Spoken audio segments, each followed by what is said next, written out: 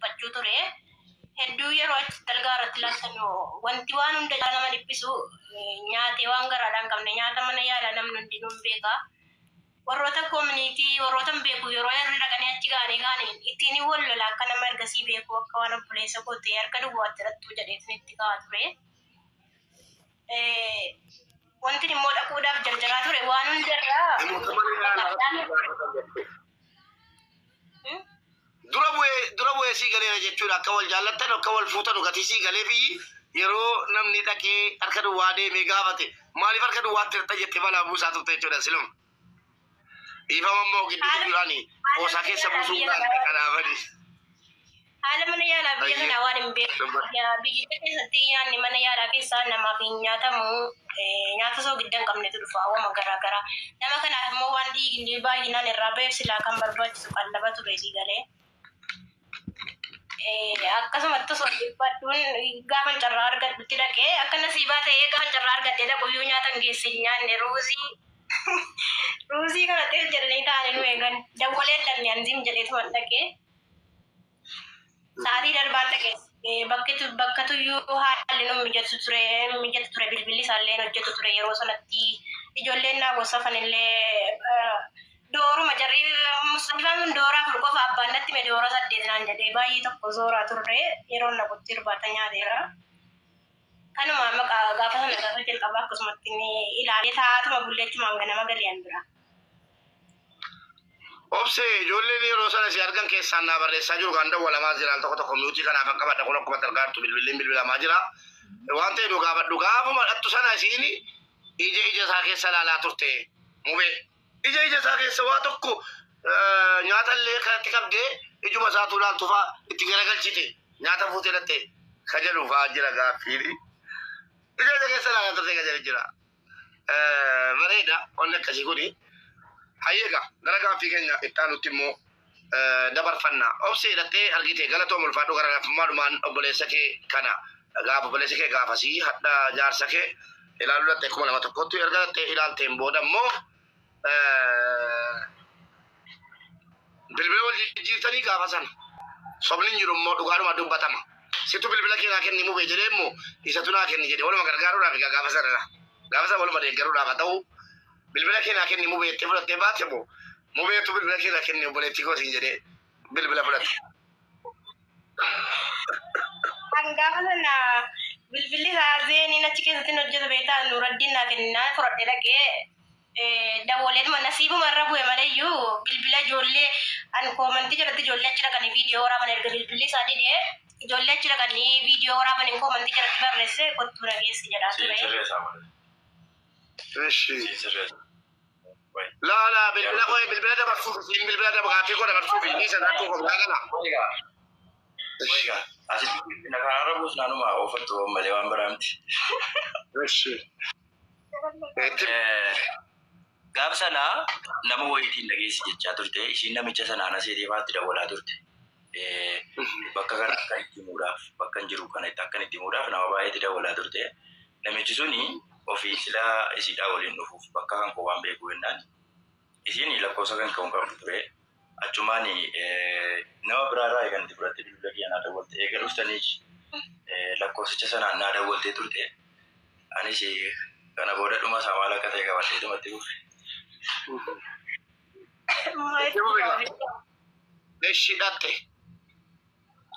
Erga dhatte booda bilbila kan barbaade maaf irra darbaatu sin lamanu moo waluma duukaa tokko naan saama bilbila kee naa kenni waluma duukaa jettani moo obse situ. Itti guutamoo na naasoo. Itti guutamaa tokko yoo hin jiru wantooti shaffantu. Laara koo baase. Shaffanina baasaa achitti jiru. Gaafa jalqabaa kan nagaayyuu waliin gaafanne achuma bullee buna dhugaa bullee ganama sa'aatii taftishee qaba beektaa bakki sun. Akkamittan gadi ba'e eessattan dhufee siin fuudhe. Bakka iddoon bisaa irra. Kan hunduma isaanii maal tokko. Irra utaaluun hin jiru.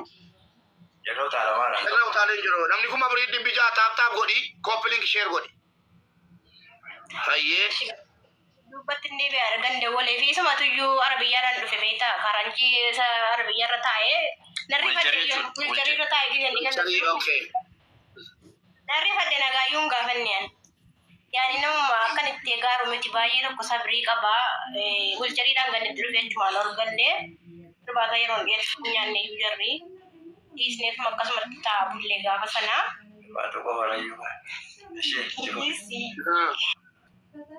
Bakka akka dubbata ittiin gootee dubbata eshi waan si dubbatu taajjabe.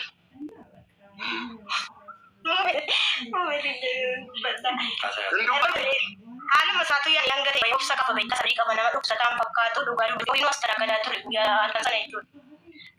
Nummoo hanga barii isaatii lama waan argiteenya sababni isaa karaatu hin jiru achitti hin cufamaa taftiisha makiinatu dhaabata makiinaan poolisii bakka mustashfaa sana jechuudha karaa nutti hin deemnee gallu ijoollee wayii itti wajjin hin dhaqeen gurbaa tokko isuma wajjin taa'abullee achumaan ganama deemnee erga nu deemne achumaan gaafii nakiiriin munkaariin keessa kaan isaan waa barbaadu.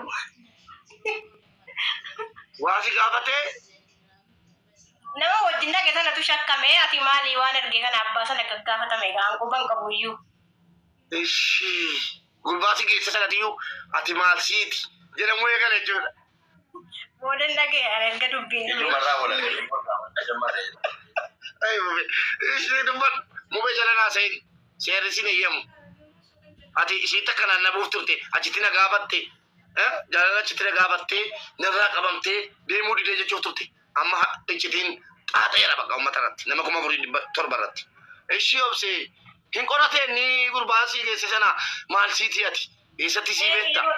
yeroo sana nagaayyuu nagaafachuu abbaa sana abbaa na bira jiru sana sodaatame iyyuu nagaa waliin anillee arrifaatuun hin jedhee iyyuu inni immoo bakka ni immoo jedhe sana hin baasaarte ani waan raadhos kaan jiru be ani waan bakka ni hin baasaarte Insayyarre gaafa wallahi waan ajaa'ibaati mudannoo ajaa'ibaati kun barnoota nu ta'a waraabadha. yeroo tokko dhiifama wajjini ani amala koo keessatti ilma dhiiraa tokko akka inni rifatu illee hin barbaadu akka inni illee dhaqee dubbisu hin barbaadu yoo namni illee dubbisuu barbaade harka akkasii dheetuma fuulleetti dubbisa maaliif namni tokko kan haadha manaa ofii kana namni dubbisuu hin jaallanne hedduutu jira yeroo sanaaf ani haadha manaa isaan si'aa ture booda kana haalan gaafadhee egaa iccitee achirratti baase malee ani akka namni kun osoo isin kophaa jiraatti nan dubbisa ammoo nama hin beeku yoo akka jaarsa isin taane kanatti yoo hin beekes nan dubbisa rakkoon qabu nu lamaanuu walitti finnee nagaallee waliin gaafanne kalimaa tokkollee walitti naasofne yeroo sanaaf isinis hin metteetumaa kilaasii ani keessa jiru sanatti ol galtee anis gurbicha mufachiisu jaartii isaa jedheetuman calliseetuman bira darbe bakkaanis ilaalle ija keessa illee akka inni ilaaluun of sodaadhe gaafas. Akkamitti daffartee gaafatte reemuu citiin beekee akkamitti daffartee isaanii maal namni beeku beeka Ebenezer jette arabni yeroo ijaani qabu argamu ijaan laalta. Ija jala laalaa turte ati ija jala bakka jedhu gurbaan laaluuf akka talli laaltu laalaa turte. Gaafii siiraatu xumuratte kaate dhiifamaa wajjin gidduudhaan natu sin jeeqe. Gidduu kan ta'eyyuu ishii obsee sana booda akkuma ta'etti gaa nama si geesse sana qoratee suutumaan akkamitti hojiin dhuftanii maashaallah intattiin kun nama gaariidha rabbi siirraa jaallatu haadha manaa keetii jedhe sobee yawwan achumaan lakkii haadha manaa kootii miti barate mubeen isa nutti hima hayyee obsee sana booddee bilbila fudhatee sirraa moo mesenjera kee fudhate. Sana booda bilbila boollee qabaa. Yaada walaa turte kaa. Galuu koo gaachuudhuma jedhamee dawwalame gaachumaan mana gahu. Ookee galuudhaan qabame booddee dawwalame salaam alaikum obsee nagaan galtanii jedhame achuma taa'ame ciifame ayyee. Achumaan mana gaheereen gaafa sana akkuma sanatti hafee mucaa addunyaa isaa tokko bira jiru jira mucaa sanaan immoo akka nasiibaa mesenjera walitti qabna ture.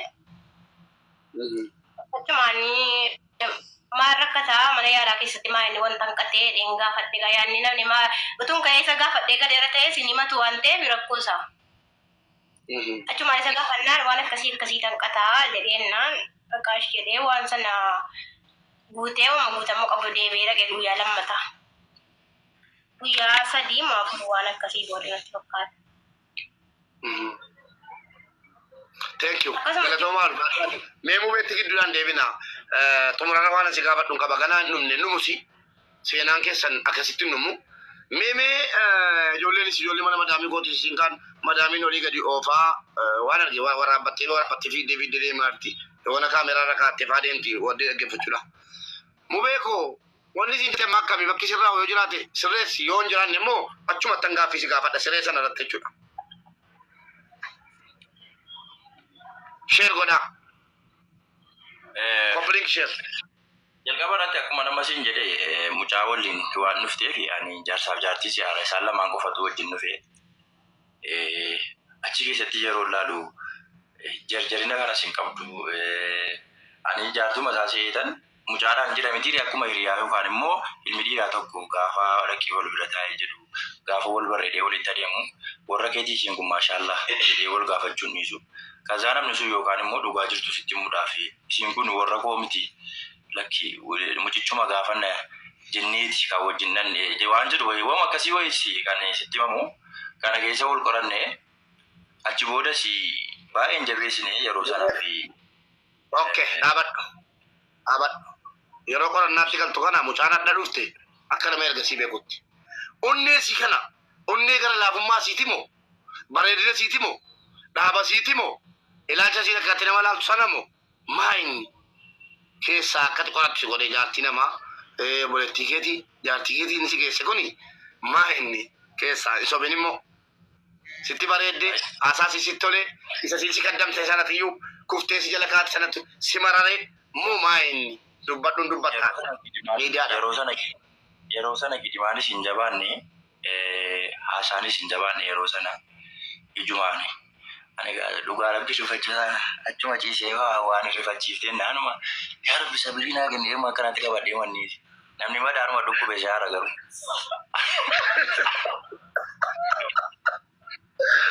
Nama gaafachuu dhaqee hayyee. Yeruma sanatti ijji keenya tokko yeroo tokko inni akkana walirra buute beektaa waan qalbiin kan kee barbaadu tokko ijuma kan kee targaa yeroo tokko. Dhugaadha. Hattee yeroo ilaaltu isiis hattee ilaalti suutaan akkatti. Tokko walirra buuteetu mayyii waa sirraa balbal jetti ijoollee maal kun jedhee maan bishaamatti dhugeetu mantuman callisu.